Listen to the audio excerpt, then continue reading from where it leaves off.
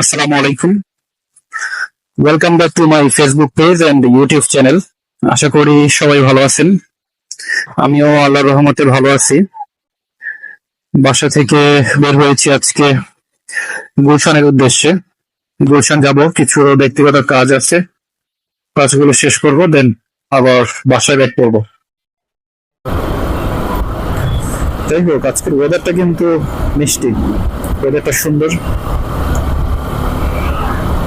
রোদ নেই, বৃষ্টি হয়েছিল যদিও দুপুরের দিকে।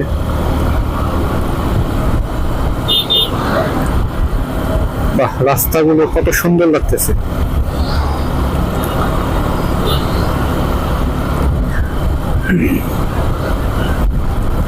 আচ্ছা, বাইকে তো তেল নাই, মেবি তেল নিতে হবে এয়ারপোর্ট পাম্প থেকে। চলেন পাম্প পর্যন্ত যাই, তেল নেই, দেন বাকি কথা হবে।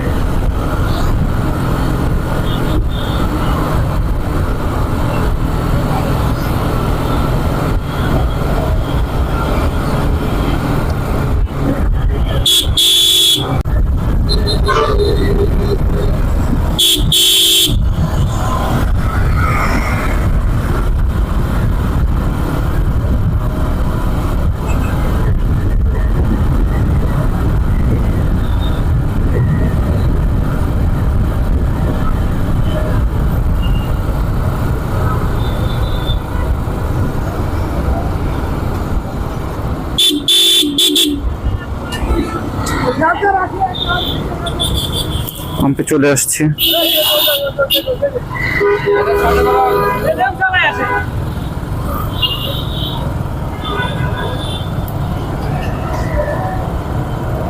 এই যে Dhaka elevated expressway, bad luck আমাদের, আমরা উঠতে পারি না।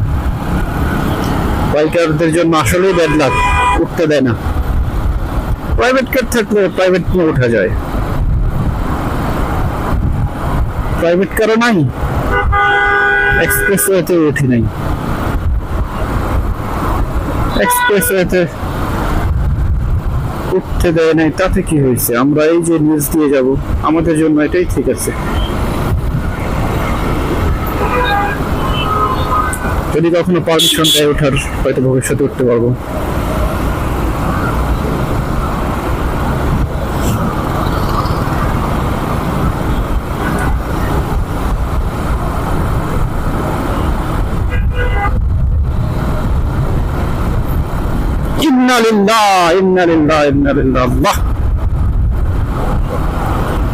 মানে কি যে হয় এগুলা!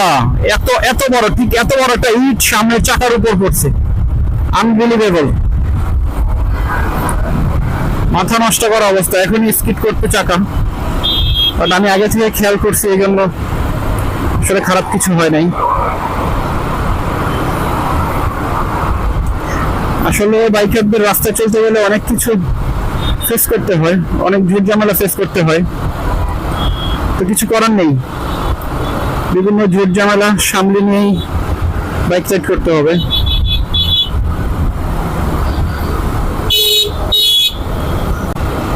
এই রে, এই যে গাছগুলো মনে হয় নতুন, মাঝখানে আইল্যান্ডের উপরে মেবি নতুন আনছে এই গাছগুলো। আইল্যান্ডটাও নতুন করছে, আগের পুরোনোটা ভেঙে।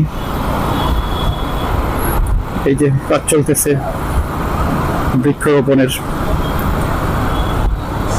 মূলত সৌন্দর্য বর্ধনের কাজ। সৌন্দর্য বর্ধনের জন্য বৃক্ষরোপণ। এই জায়গাটাতে অলওয়েজ একটা চাপ থাকবে এই গাড়ির। বামে চলে গেছে 300 ফিট, আর সোজা গুলশান বনানী। এই জন্য এই জায়গাটাতে একটু চাপ থাকে সবসময়।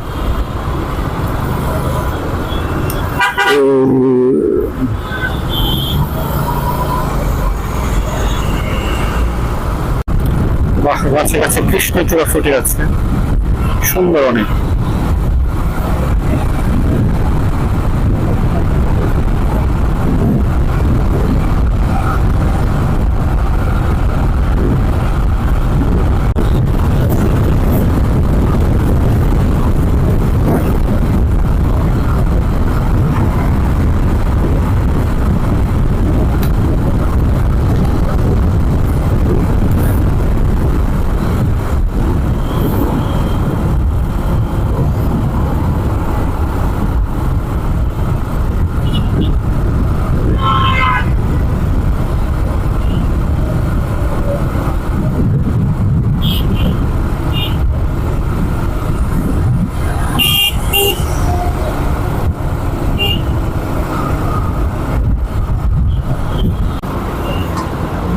চলে আসছি, আমরা বামে চলে যাব।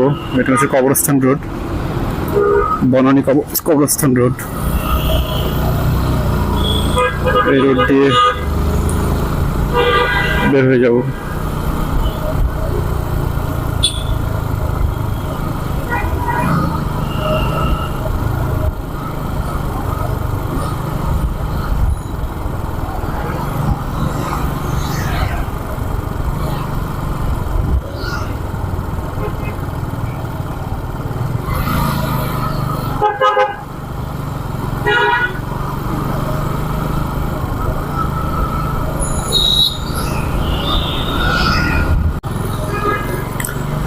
ফাইনালি গন্তব্যে চলে আসলাম।